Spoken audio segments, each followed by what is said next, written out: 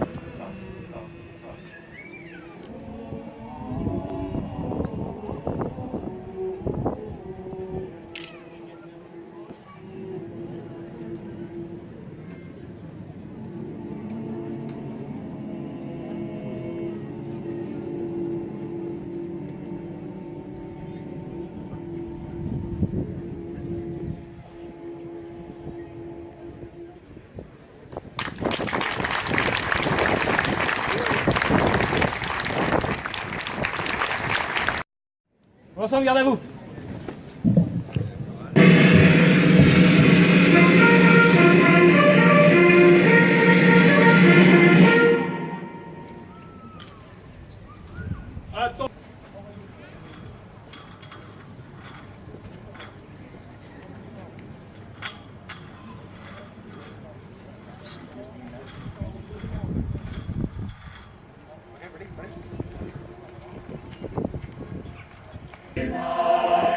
What so proudly we hailed at the twilight's last gleaming, whose and bright stars through the perilous fight o'er the realm